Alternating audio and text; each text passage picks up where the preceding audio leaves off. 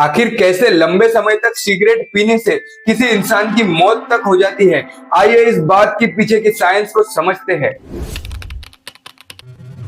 अगर एकदम बेसिक से शुरू किया जाए तो सारे प्रॉब्लम्स की जड़ है ये टोबैको प्लांट्स। इसी टोबैको प्लांट्स को सुखा के, सड़ा के और गला के किसी रोलिंग पेपर में डाल दिया जाए तो ये तैयार हो गया सिगरेट का आगे वाला पार्ट। सबसे पहले जैसे ही आपने इस सिगरेट को बर्न किया तो टोबैको के जलने से धुआं निकला।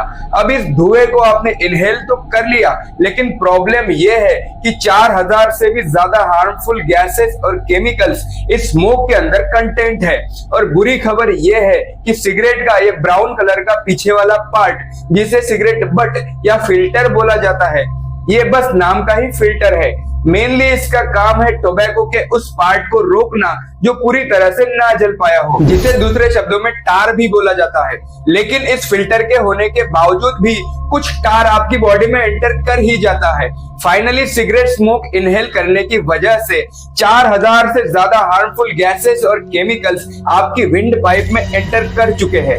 ये केमिकल्स आपके शरीर को एग्जैक्टली कैसे नुकसान पहुंचाएंगे, आगे बढ़कर ये समझने से पहले कुछ सेकंड्स के लिए इस स्टोरी को रोक देते हैं और एक नई स्टोरी के जरिए ये समझते हैं कि अगर सिगरेट स्मोक के बदले अगर आपने फ्रेश एयर को इनहेल किया होता तो आपके शरीर में क्या चेंजेस होते। देखो, आपने ऑक्सीजन इनहेल की, वो आपके विंड पाइप में पहुंच गई। अब ये दोनों हमारे लंग्स है। लंग्स तक पहुंचते पहुंचते आगे बढ़कर ये विंड पाइप इन दो ब्रांचेस में डिवाइडेड है, जिन्हें ब्रोंकाई बोला जाता है। और ये ब्रोंकाई इन बहुत सारी ब्रांचेस में डिवाइडेड है, जिन्हें ब्रोंकियोल्स बोला जाता है। फर्दर इन ब्रोंकियोल्स के भी एंड में है ये एल्वियोलाई। अब ध्यान से समझिए, ये सिलेंड्रिकल पाइप जो आप देख रहे हो ये ब्लड स्ट्रीम है। खास बात यह है कि ये ब्लड स्ट्रीम इस एल्वियोलाई से अटैच है और इस एल्वियोलाई की बाउंड्री इतनी ज्यादा पतली होती है कि इस जंक्शन पे कार्बन डाइऑक्साइड ब्लड स्ट्रीम से एल्वियोलाई में आकर शरीर से बाहर जा सकती है और जो ऑक्सीजन जस्ट अभी हमने सांस के दौरान इनहेल की थी वो एल्वियोलाई से ब्लड स्ट्रीम में आ सकती है।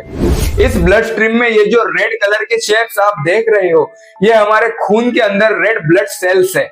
इन रेड ब्लड सेल्स के अंदर एक प्रोटीन होता है हीमोग्लोबिन। ये ऑक्सीजन एल्वियोलाई से ब्लड स्ट्रीम में आके इस हीमोग्लोबिन से बाइंड हो जाते हैं और फर्दर जैसे जैसे ये ब्लड हमारे पूरे शरीर में सर्कुलेट होगा, इसके साथ साथ ये ऑक्सीजन भी पूरे शरीर में सर्कुलेट होता है। फॉर एग्जाम्पल, लंग्स से ऑक्सीजन निकली और पैरों में चली गई, हाथों में चली गई, ब्रेन में चली गई, एक्सेट्रा एक्सेट्रा। अब हम वापस अपनी सिगरेट वाली स्टोरी पे आ जाते हैं। ये जो 4000 प्लस हार्मफुल केमिकल्स आपने इनहेल किए वो भी विंड पाइप से ब्रोंकाई में आए, ब्रोंकाई से ब्रोंकियोल्स में आए और ब्रोंकियोल्स से एल्वियोलाई में आए और यहाँ से सारी प्रॉब्लम्स शुरू हुई। इन 4000 प्लस हार्मफुल केमिकल्स और गैसेस में से मोस्ट डेंजरस है ये कार्बन मोनोऑक्साइड और निकोटीन। यूजुअली ये ऑक्सीजन जाके हीमोग्लोबिन से बाइंड हो जाती है और ब्लड स्ट्रीम के साथ पूरे शरीर में चली जाती है, लेकिन ये कार्बन मोनोऑक्साइड बहुत ही हरामी गैस है। ये ऑक्सीजन को लात मार के बाहर कर देगी और खुद जाके हीमोग्लोबिन से बाइंड हो जाएगी। सिमिलरली ये निकोटीन भी इस ब्लड स्ट्रीम में आ जाएगा और इस बार आपके लंग्स में, आपके हाथों में, आपके पैरों में, आपके ब्रेन में ऑक्सीजन नहीं बल्कि कार्बन मोनोऑक्साइड और निकोटीन ट्रेवल करेंगे। ये एक मेजर रीजन है कि कंटिन्यूअस सिगरेट स्मोकिंग से सांस लेने में प्रॉब्लम आ जाती है। लेकिन अभी भी मोस्ट इंपॉर्टेंट क्वेश्चन ये है कि सिगरेट पीने से इस पूरे प्रोसेस में ऐसा क्या था जो स्मोकिंग को हाईली एडिक्टिव बनाता है। देखो, सिगरेट पीने के 7 से 10 सेकंड के अंदर ही ये निकोटीन ब्लड स्ट्रीम से होता हुआ आपके ब्रेन तक पहुंच जाता है। आपके ब्रेन में ये रिसेप्टर्स होते हैं जिन्हें निकोटिनिक एसिटिलकोलिन रिसेप्टर्स बोला जाता है। आगे बढ़ने से पहले ये समझिए कि ये निकोटीन, हेरोइन और कोकीन के बाद दुनिया का 3rd मोस्ट एडिक्टिव केमिकल है, यानी कि एक्सट्रीमली डेंजरस। जैसे ही निकोटीन इस रिसेप्टर से कनेक्ट होगा तो ये रिसेप्टर एक्टिवेट हो जाएगा।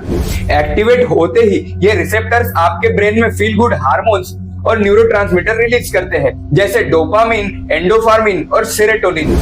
ये हार्मोन्स आपकी हार्ट बीट को इंक्रीज करके आपको फ्रेश फील करवाएंगे, आपको ज्यादा एनर्जेटिक, ज्यादा फोकस और ज्यादा अटेंटिव फील करवाएंगे।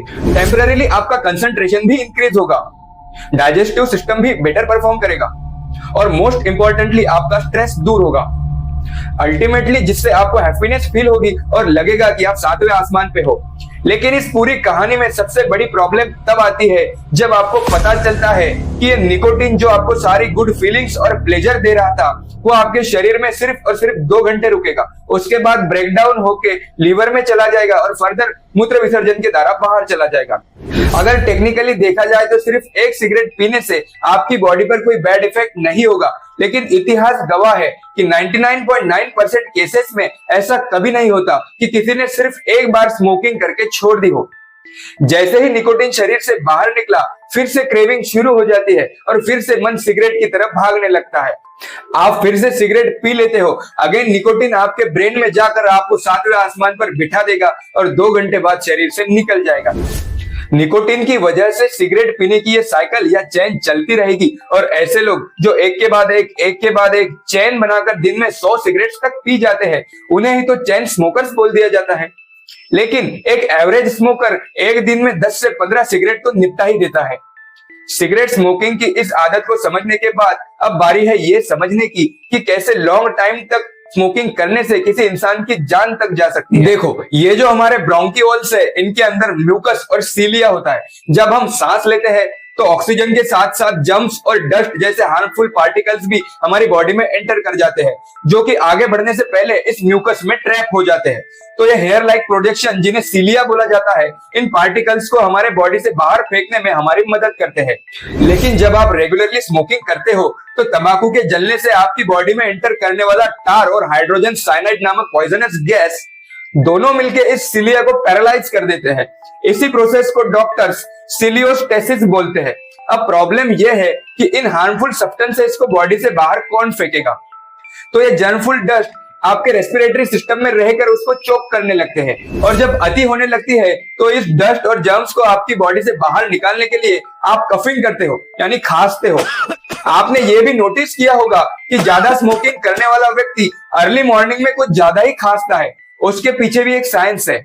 सिगरेट स्मोकिंग से डैमेज ये सीलिया रात में रिकवरी करते हैं और सुबह होते ही उन सारे डस्ट और जर्म्स को बॉडी के बाहर निकालने का प्रयत्न करते हैं। इस प्रोसेस में अर्ली मॉर्निंग में एक स्मोकर को हद से ज्यादा खांसी आती है। रेगुलर स्मोकिंग करने से ये सीलिया परमानेंटली डैमेज तक हो जाते हैं और आपके ब्रैंकियोल ट्यूब्स की लाइनिंग बार बार इरिटेट होने की वजह से स्वेल हो जाती है। सिर्फ इतना ही नहीं, यहाँ पे एक्सेस म्यूकस भी डेवलप हो जाता है।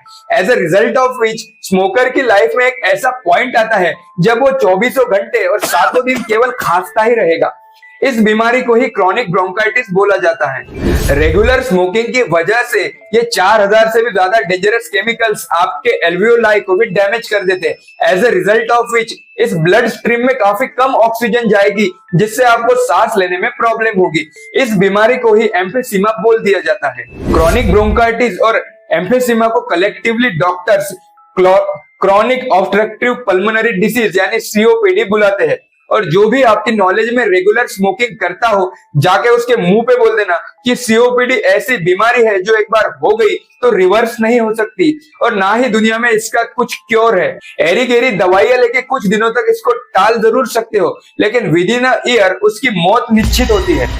सिगरेट स्मोक के थ्रू आपकी बॉडी में एंटर करने वाले निकोटीन और अदर केमिकल्स आपके ब्लड वेसल्स को ब्लॉक कर देते हैं और साथ ही साथ एंडोथेनियल लाइंस को भी डैमेज कर देते हैं। As a result of which regular smoking करने से आपके ब्लड वेसल्स में कट होने के चांसेस काफी ज्यादा बढ़ जाते हैं। अगर आपके हार्ट तक ब्लड नहीं पहुंचेगा तो हार्ट तक ऑक्सीजन भी नहीं पहुंचेगा। सिमिलरली क्लॉटिंग की वजह से ब्रेन तक भी ऑक्सीजन नहीं पहुंचेगा। ऐसे केस में भी इंसान की मौत निश्चित होती है, क्योंकि हार्ट और ब्रेन तक ब्लड ना पहुंच पाना, इसे ही तो हार्ट अटैक और ब्रेन स्ट्रोक बोला जाता है। On the top of that एक और बुरी खबर यह है कि इस स्मोक में पाए जाने वाले आर्सेनिक और निकल जैसे इंग्रेडिएंट इस डीएनए के रिपेयरिंग एबिलिटी को भी खत्म कर देते हैं, जिससे ये होता है कि कल के दिन अगर किसी चेन स्मोकर को कैंसर हो भी गया तो उसके बॉडी की कैंसर से लड़ने की एबिलिटी एकदम खत्म हो जाती है।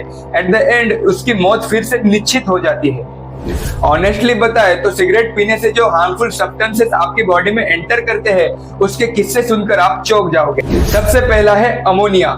ये वही सब्सटेंसेस है जो टॉयलेट क्लीनर और फ्लोर क्लीनर्स में यूज होता है। दूसरा है इथेनॉल, ये शराब में यूज किया जाता है। तीसरा है डेडेटिव, ये कीड़ों को मारने वाली दवाइयों में यानी कि इंसेक्टिसाइड्स में यूज किया जाता है। और चौथा है एर्सेनिक, ये एंड पॉइजन में यूज किया जाता है। पांचवा है कार्बन मोनोऑक्साइड जो कि फ्यूल्स में पाया जाता है। छठा है कैडमियम जो कि कार के बैटरीज में पाया जाता है। और सातवां है हाइड्रोजन साइनाइड जो कि और कुछ नहीं बल्कि एक खतरनाक जहर है। आगे अगर मैं गिनाता जाऊंगा तो ये वीडियो कम पड़ जाएगा, लेकिन ये लिस्ट खत्म नहीं होगी क्योंकि टोटल 4000 ऐसे हार्मफुल गैसेज है जो स्मोक के माध्यम से आपकी बॉडी में एंटर करते हैं। दोस्तों, इस सारी प्रोसेस में सबसे ज्यादा हैरान करने वाली बात तो यह है कि सिगरेट पीने वाले को सिगरेट पीने के पहले ही पता होता है कि जो चीज वो कंज्यूम कर रहा है वो कितनी डेंजरस और हानिकारक है। और उससे भी ज्यादा हैरानी की बात तो यह है कि जो कंपनियां सिगरेट बनाकर बेचती है वो खुद सिगरेट के पैकेट पर लिख कर भेजती है कि इसको पीने से आपकी जान तक जा सकती है।